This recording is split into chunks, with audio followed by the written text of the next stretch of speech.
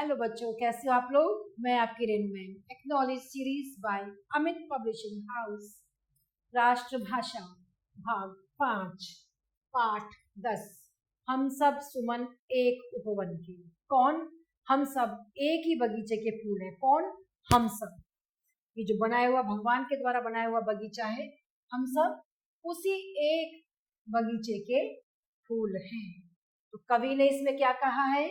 एक हमारी धरती सब थी, जिसकी मिट्टी में जन्मे हम, मिली एक ही धूप हमें है, सींचे गए एक जल से हम, पले हुए हैं झूल झूल कर, पलनों में हम एक पवन के, हम सब सुमन एक उपवन के। यहाँ कवि ने क्या बताया कि हम सभी इस संसार के जितने भी प्राणी हैं एक ही बगीचे के फूल हैं।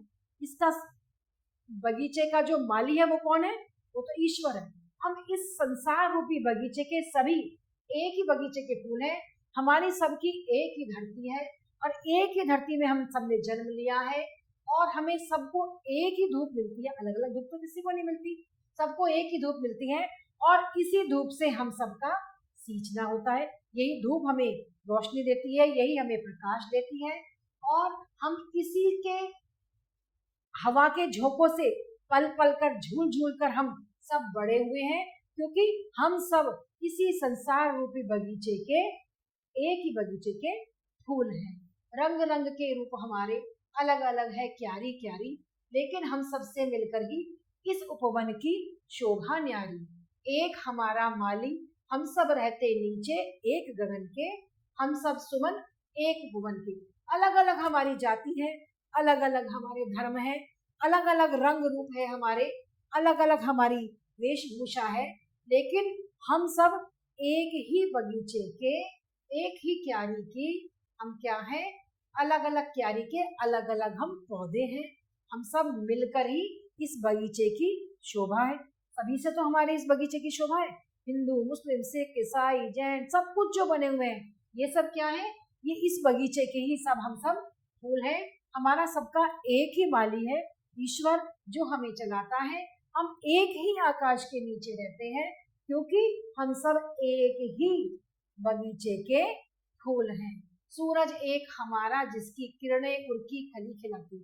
हमारा सूरज एक ही है, जो हमारे हृदय की कली को, हमारे हृदय चमन को खिलाता है। वो एक ही तो सूरज है हमारा, अलग अलग सूरज तो नहीं निकलता। एक हमारा चांद चांदनी, जिसकी हम सबको ने रहती। और हमारा चंद्रमा भी सबका एक ही है, अलग अलग चंद्रमा नहीं निकलता, सब जगह एक ही चंद्रमा निकलता है, जिसकी जो हमें शीतलता, सबको एक जैसी ही शीतलता प्रदान करता है। मिले एक से एक स्वर हमको, भ्रमरों के मीठे गुंजन की। हमें जो ये भंवरे हैं जो मीठा मीठा गुंजन गाते हैं, इन सब के एक ही स्वर हमें सबको एक से ही मिले हुए हैं, किसी को अलग अलग नहीं मिले हुए। हम सब जानते हैं कि भंवरे जो गुंजन करते हैं वो मीठे होते हैं, वो हमें सब वही स्वर मिलते हैं, क्योंकि हम सब इस संसार रूपी बगीचे के फूल हैं। उस एक संसार रूपी बगीचे के फूल हैं, जिसका माली हमारा ईश्वर है। कांटों से खिलकर हम सबने हंस हंस करके है जीना सीखा। हमने क्या है? कांटों से खिलकर हम सबने, हम कांटों से, नीचे कांटे होते हैं और ऊपर हमारे जीवन में इतनी परेशानियां हैं, उनसे निकलकर हम सबने हंस हंस कर, खुश होकर जीना सीख लिया। जैसे पुष्प के नीचे कांटे होते हैं, फिर वो ऊपर खिलता है, ऐसे ही हमारे जीवन में भी बहुत सारी परेशानियां, विपत्तियां आती हैं, उन सब से निकलकर हमने जीना सीखा है।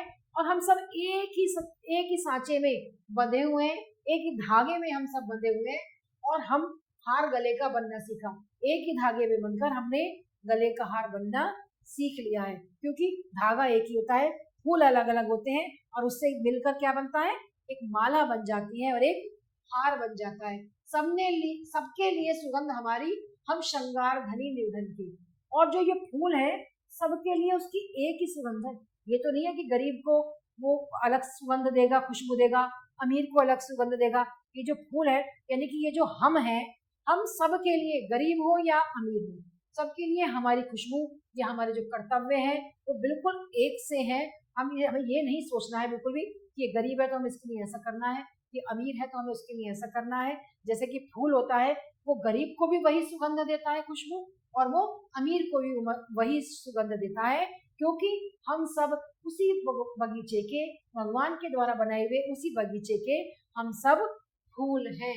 तो बच्चों हमने देखा कितना सुंदर कविता लिखी है उन्होंने कि हमारा जो माली है वो कौन है, ईश्वर है, जिसने हमें बनाया है और हम सब उसी बगीचे के, उसके बनाए हुए इस बगीचे के फूल हैं। पाठ में आया हुआ कुछ अभ्यास कार्य है, प्रश्न उत्तर है। बताइए आपने क्या पढ़ा। इस कविता में सुमन और उपवन किसे कहा गया है। सुमन फूल हम है, मनुष्य है, और बगीचा क्या है, ये संसार है। जिस संसार रूपी बगीचे के हम सब क्या है, फूल हैं। किसी बगीचे की सुंदरता किन किन चीजों से हो सकती है। बगीचे की सुंदरता फूलों से होती है, क्यारियों से होती है, फूल पौधों से होती है, कलियों से होती है। बगीचे की सुंदरता तो इन्हीं सब से होती है ना। फूलों के हृदय की कली कौन खिलाता है। फूलों के हृदय की कली को कौन खिलाता है, माली खिलाता है। जैसे हमारा वो माली है ईश्वर, हमारे हृदय की कली को वो खिलाता है। फूलों को कौन नहलाता है, फूलों को चंद्रमा अपनी शीतलता से हमें नहलाता है, ठंडक देता है, और वो हमें उसे जब अपनी शीतलता देता है तो चंद्रमा हमें नहलाता है उससे। पाठ एक्सरसाइज नंबर 2 बच्चों अभ्यास कार्य है। सही विकल्प पर हमें सही का निशान लगाना है। जैसे हम किससे सींचे गए हैं, जल से या वायु से या धरती से या धूप से। हम किससे सींचे गए हैं बच्चों, हम सींचे गए हैं, किससे सींचे गए, हम जल से। फर्स्ट पर हम निशान लगा देंगे। नेक्स्ट है हम सब किसके नीचे रहते हैं, पहाड़ों के, सूरज के, गगन के या मिट्टी के। हम गगन के नीचे रहते हैं, थर्ड नंबर पर हम लगा देंगे। नेक्स्ट चांद की चांदनी हम सबको डैश है, सुलाती है या जगाती है या रुलाती है या कि नहलाती है, हमें नहलाती है। फोर्थ नंबर पर हम सही का निशान लगा देंगे। कांटों से खिलकर हम सबने क्या सीखा है। कांटों से खिलकर हमने मरना या जीना या बोलना या दौड़ना। कांटों से खिलकर हम सबने जीना सीखा है ना, जीना सीखा है। तो हम सेकंड नंबर पर निशान लगा देंगे। तो इस प्रकार बच्चों पाठ में आए हुए सही उत्तर पर हमने सही का निशान लगाया। और कवि ने जितनी सुंदर कविता ये बताई है कि हम इस संसार रूपी बगीचे के, हम मनुष्य सब फूल हैं, जिसको हमारे चलाने वाला वो माली है, जो हमें जल से सींचता है, जो चंद्रमा हमें शीतलता देकर हमें नहलाता है, और इसका एक एक कली कली हमें मुस्कुराने का वो देती है और हमें जीना सिखाती है। तो बच्चों आपने इस पाठ को जाना, अच्छे से कविता को समझा। इस कविता को आप याद कर लेना अच्छे से और एक दूसरे को सुनाना। फिर नेक्स्ट पार्ट में हम आपसे फिर मिलेंगे, तब तक के लिए आभार।